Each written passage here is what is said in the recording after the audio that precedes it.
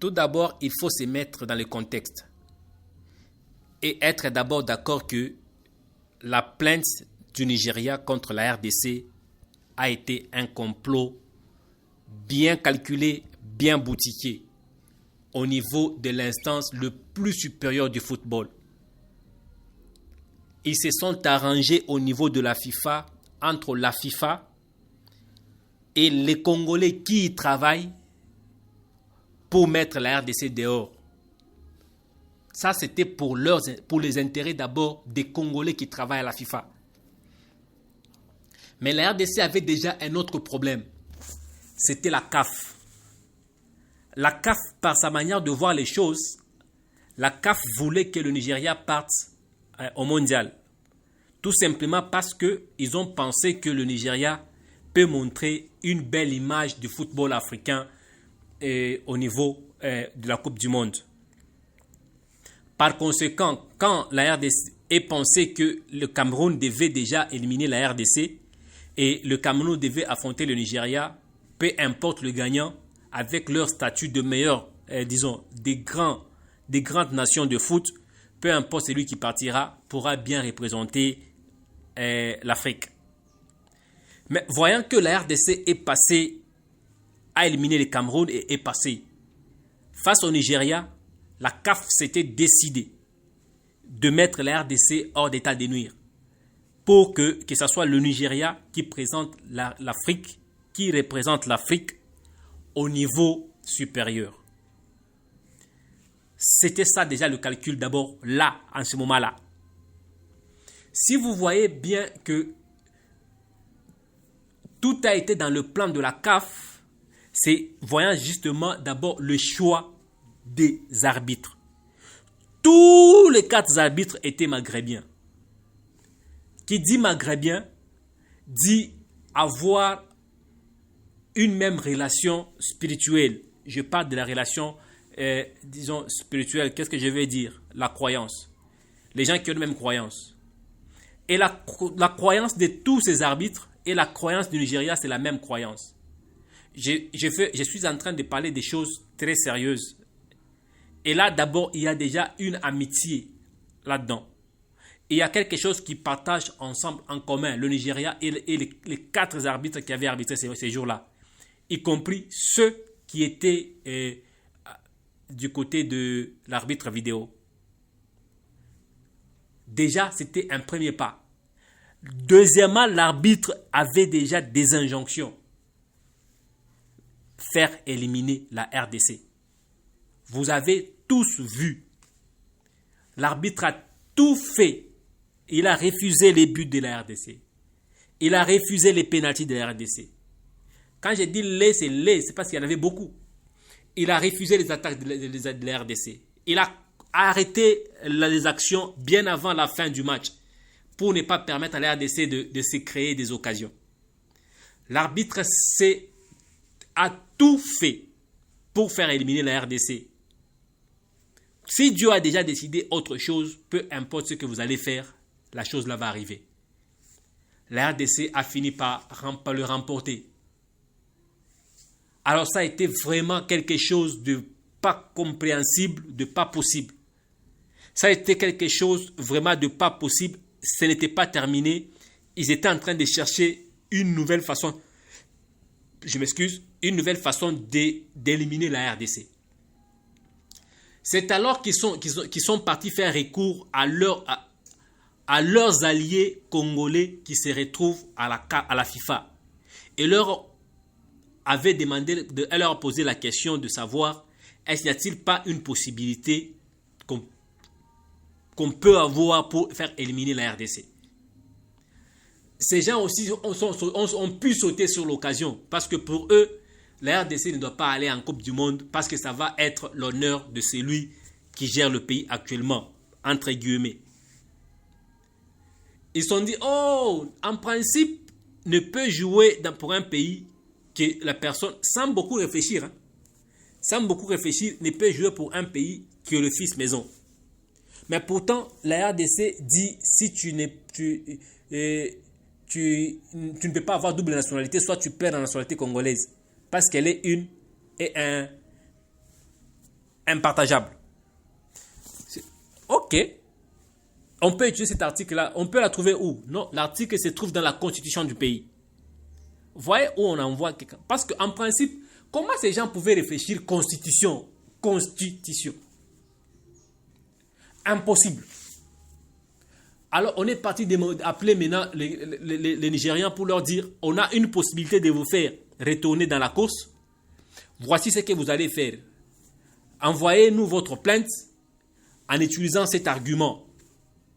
Et dès que vous allez utiliser cet argument, nous, on va voir comment boutiquer à la FIFA pour vous faire passer.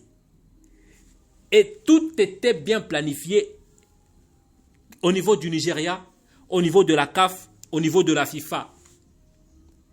Tout était bien planifié. Mais c'est la réaction de la RDC, du public, ou de la clameur publique qui leur a fait reculer. Ils ont été obligés de faire marche arrière, d'un peu plus reculer. Pour voir, parce que ça n'avait pas de sens. Cette histoire n'avait pas de sens parce que la constitution interne d'un pays n'a rien à voir avec les instances dirigeantes du football mondial. Rien à voir. Lorsque le football mondial permet à un joueur de jouer pour son pays d'origine, c'est qu'ils ont pu prendre le temps de checker, de vérifier, de contre-vérifier, de s'assurer que ces messieurs-là ont des racines de ce pays et par rapport à nos règles de la FIFA, il est éligible à ce pays-là. Si jamais ils pouvaient prendre une autre décision en dehors de leur validation de ces joueurs, c'est eux qui devaient être dans des problèmes et ils devaient payer de leur crédibilité. Alors, se sont dit, ne laissons pas... parce qu'en plus de ça, si c'était passé, ça devait créer un véritable problème pour les autres nations. Spécialement, la France. L'équipe de football française devait avoir beaucoup de problèmes là-bas. Et on s'est dit, bon, ok, qu'est-ce qu'on doit faire? Si on doit arrêter cette histoire, bon, stoppons seulement cette histoire qui va créer beaucoup plus de tonnerre et beaucoup plus de choses, qui va laisser des cadavres dans les placards. Écoutez, la RDC reste encore avec un autre match, un match de barrage. À ce match-là, on doit encore faire le tout pour le faire éliminer. Là commence un nouveau plan. Le nouveau plan, c'est faire en sorte que la RDC soit éliminée au barrage. Peu importe son efficacité, peu importe sa performance, c'est prévu pour le faire éliminer au barrage. Parce que ces gens, ce sont des joueurs de dames. S'ils te donnent 2 pions ici, crois-moi, ils t'attendent à te prendre 5 pions quelque part. Ces gens, ce sont des bons joueurs de dames. Et on ne va même pas réfléchir que c'est eux. Ils vont chercher un arbitre qui sera travaillé dans leur laboratoire. Bien entendu, ils vont devoir ils vont être en collaboration directe avec les Congolais qui travaillent à la FIFA, qui ne veulent pas vraiment voir la RDC aller en Coupe du Monde pour soi-disant ne pas donner de la lumière à celui qui dirige le pays. C'est juste un guillemet que j'ai ouvert et je ferme rapidement. Et ils vont vouloir nous empêcher d'aller en Coupe du Monde. Ça, c'est la vérité. Le match des barrages, si on ne tire pas attention, ce match sera truqué. Ce match sera truqué en amont. Retenez ce que je suis en train de vous dire. Ce que nous, on doit faire, c'est le jour où on choisit les arbitres, on commence directement à faire le bruit. On commence directement à faire le bruit pour que la FIFA, pour que l'arbitre ne se comporte pas de la manière dont on va le recommander.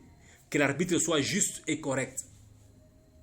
Pour que le choix de l'arbitre soit fait sur base de beaucoup d'éléments et qui permettra à ce que les 2 équipes se sentent à l'aise à jouer. Si on ne tire pas attention, on prend à la légère, on pense que la décision de la FIFA qui vient d'être prise, donnant la raison à la RDC, recevant la plainte, mais ne donnant pas, disons, le fait de bon recevoir, je vous assure que cela va nous mettre dans une distraction et eux vont nous jouer une autre carte au match de barrage. Et si nous nous rendons compte, on va contester après le match ou on va faire du bruit après le match, ça sera déjà perdu et ça sera terminé. Il faudra que nous prenions des précautions en amont, faire le bruit, mettre déjà en garde la FIFA, faire en sorte que la FIFA ne truque pas ce match, faire en sorte que la CAF ne s'ingère pas, faire en sorte que l'arbitre qui sera choisi soit un arbitre correct, connu, des grands rendez-vous. En ce moment-là, je pense humblement que nous allons pouvoir anticiper les choses. Les choses, il faut savoir les anticiper. Il ne faut jamais les subir. Si jamais on subit le jour du match, après match, pour faire le bruit, on sera perdu.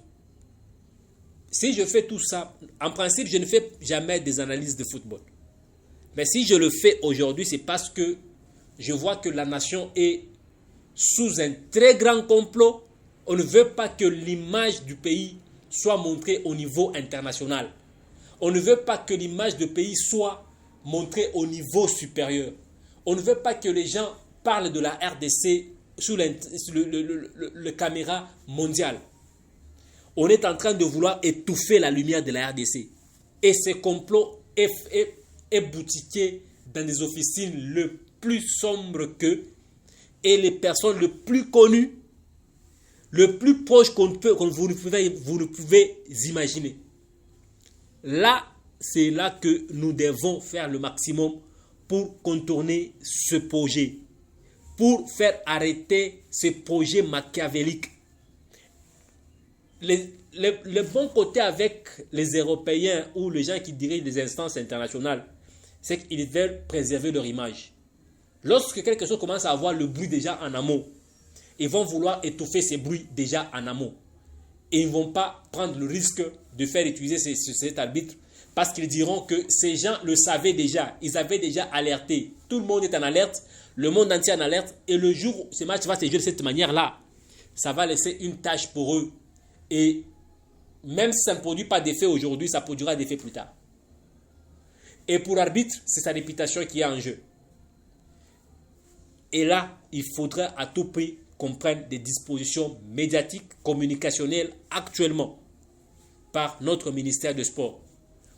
Pour ceux qui leur connaissent, partagez mon émission avec eux, envoyez-leur mon émission, mon lien, et aussi partagez l'émission avec d'autres personnes pour que nous soyons nombreux à le suivre. Et pour ceux qui ne sont pas encore abonnés, nous vous demandons de vous abonner à notre chaîne et de cliquer la cloche afin de ne pas manquer d'autres publications. Merci et à la prochaine. Je voulais dire au prochain numéro. Ciao.